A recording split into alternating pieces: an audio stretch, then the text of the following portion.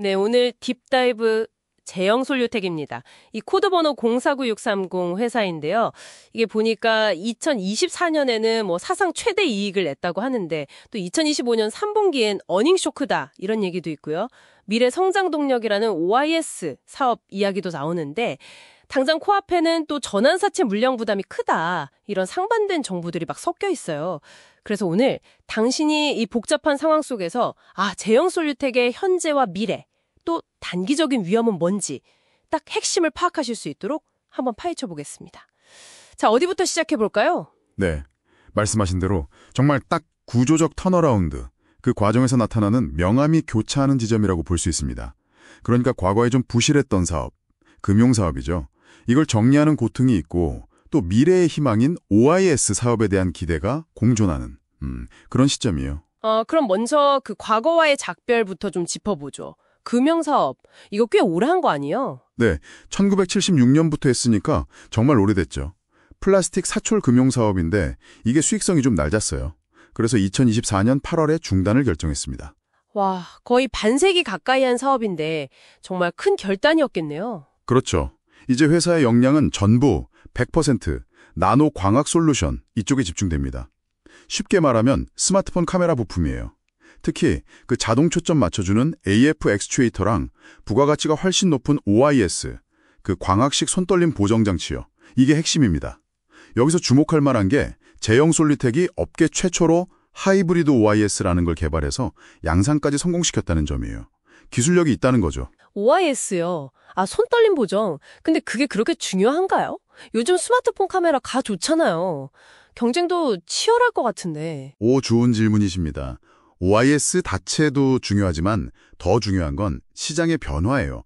예전에는 갤럭시 S 같은 아주 비싼 플래그십 모델에만 주로 들어갔거든요. 네네, 그랬죠. 근데 이제는 분위기가 바뀌어서 갤럭시 A 시리즈 같은 중저가 모델에도 OIS가 점점 많이 들어가고 있어요. 그러니까 제형솔루텍의 OIS가 팔릴 수 있는 시장 자체가 그냥 커지고 있다는 의미죠. 아하, 파이 자체가 커진다. 네, 거기다 이제 하이브리드 OIS 같은 기술력이 있으면 경쟁에서 좀 더 유리할 수 있고요. 그런데 아까 잠깐 언급했지만 실적이 좀 이상해요. 2024년에는 영업이익 101억 원, 사상 최대였다면서요? 근데 바로 다음에 2025년 3분기엔 영업이익이 2억 원으로 확 줄었어요. 이거 본업에 문제 생긴 거 아닌가요? 바로 그 부분이 좀 뭐랄까 착시를 일으키기 쉬운 지점입니다. 놀랍게도 2025년 상반기 전체 매출은 오히려 전년보다 17.7% 늘었어요. 정말요? 매출은 늘었는데 이익이 줄었다. 네, 그러니까 본업인 카메라 부품 수요 자체는 견조하다는 신호로 볼 수 있죠. 이익이 급감한 건 아까 말씀드린 그 금융사업 중단, 여기 따른 일회성 비용 때문입니다. 3분기에 그 재고자산 처리하고 이러면서 한 49억 원 정도, 그 정도 손실이 반영된 걸로 추정돼요. 아하, 그러니까 이게 무슨 본업 경쟁력이 약화됐다기보다는 그 부실 사업 정리하면서 생긴 일종의 회계적 비용이군요. 맞습니다. 미래를 위한 계획된 출혈이라고 볼 수도 있겠죠. 그럼 그 비용이 이제 다 반영되고 나면 2026년 이후가 진짜 실력을 보여주는 해가 되겠네요. 정확합니다. 2026년이 제형솔루텍의 진짜 본 모습을 보여줄 첫 해가 될 가능성이 높아요. 왜냐하면 연간 거의 50억 가까이 적자를 내던 금융사업부가 완전히 사라지잖아요. 그렇죠. 그리고 2025년 7월에 130억 원 들여서 새로 지은 하이브리드 OIS 라인, 여기서 본격적으로 매출이 나오기 시작할 거거든요. 그래서 일부 증권사에서는 2026년에 매출 1,600억 원, 영업이익은 한 177억 원, 이익률도 11% 이상 나올 걸로 기대하고 있습니다. 와, 전망은 상당히 밝은데요. 근데 이 회사 실적 말고 다른 이슈도 좀 있지 않나요? 가끔 뉴스 보면 다른 이유로 주가가 움직이는 것 같던데? 네, 맞아요. 또 다른 얼굴이 있죠. 이 OIS라는 펀더멘탈 외에 과거에 개성공단 입주 1호 기업이었던 이력 때문에 소위 남북 경협 테마주로 엮이기도 합니다. 개성공단. 그렇군요. 네. 실제로 지난 11월 3일에 주가가 막 20% 넘게 급등했었는데 그때도 이 남북 경협 이슈가 좀 언급이 됐었어요. 하지만 이건 기업의 본질 가치와는 사실상 관계가 없잖아요. 변동성만 키울 수 있으니 당신께서는 주가 움직임을 보실 때 이게 실적 때문인지 아니면 그냥 테마성 움직임인지 좀 냉정하게 구분하실 필요가 있습니다. 네, 그건 정말 중요하겠네요. 그럼 현재 시점에서 딱 하나씩만 꼽자면 제형솔루텍의 가장 큰 기회 요인과 가장 큰 위험 요인은 뭘까요? 가장 큰 기회 요인은 역시 아까 말씀드린 130억 원 규모의 OIS 신규 투자입니다. 이게 왜 중요하냐면 단순히 그냥 공장 하나 더 짓는다, 이런 차원이 아닐 수 있다는 거예요.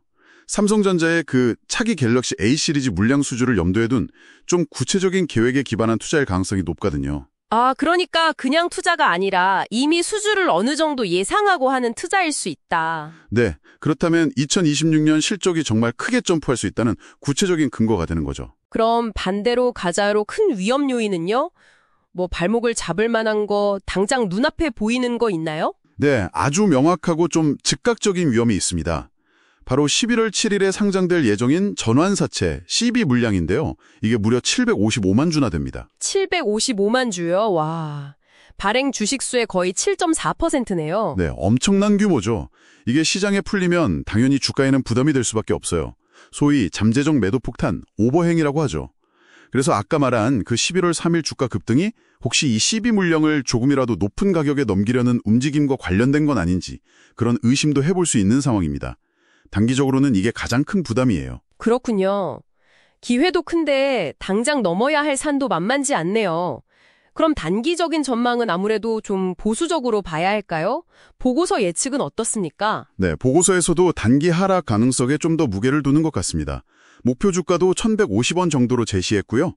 물론 2026년 성장 스토리는 여전히 유효하다고 보지만 당장은 그 755만 주 12 오버행 부담이 너무 크고 또 3분기 어닝 쇼크 여파도 아직 남아있으니까요. 단기적으로는 주가가 좀 눌릴 수 있다, 이렇게 보는 거죠. 매매 전략에 대한 조언도 있었던 것 같은데요. 네, 보고서에서는 이런 의견을 내놨습니다. 신규로 만약 접근한다면 이 CB 물량이 시장에서 좀 소화되는 걸 지켜보면서 1,000원 아래에서 고려해보고, 만약 이미 보유하고 계신 분이라면 최근에 단기 급등했을 때를 이용해서 1,250원에서 1,400원 사이 정도에서 비중을 좀 줄이는 걸 고려해 볼 만하다, 이런 의견이었어요. 물론 이건 어디까지나 단기적인 관점이니까요. 당신의 투자 기간이나 성향에 따라서는 당연히 다른 판단을 하실 수 있겠죠. 네, 오늘 딥다이브 통해서 제형솔루텍의 현재 상황을 정말 입체적으로 본 것 같습니다. 과거 사업 정리하는 아픔도 있었고 OIS라는 미래를 향한 투자도 있고, 근데 그 과정에서 실적이 좀 출렁거리고 또 당장 CB 오버행이라는 큰 암초도 있고 정말 여러 요소가 복잡하게 얽혀 있네요. 네, 맞습니다. 그래서 핵심은 결국 두 가지 질문으로 모아지는 것 같아요. 첫째, 2026년에 정말 OIS를 발판 삼아서 의미 있는 실적 턴어라운드를 보여줄 수 있을 것인가? 그리고 둘째, 당장 코앞에 닥친 이 CB 오버행이라는 파도를 무사히 잘 넘길 수 있을 것인가?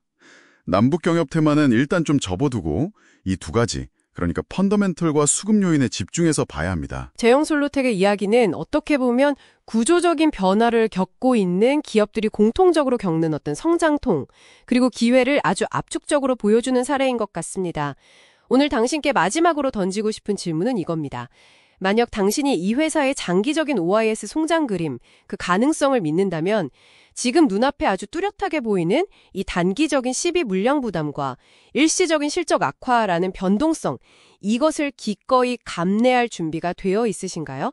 그 리스크와 기대 수익 사이에서 당신만의 균형점을 어디에 둘 것인지, 이게 중요해 보입니다.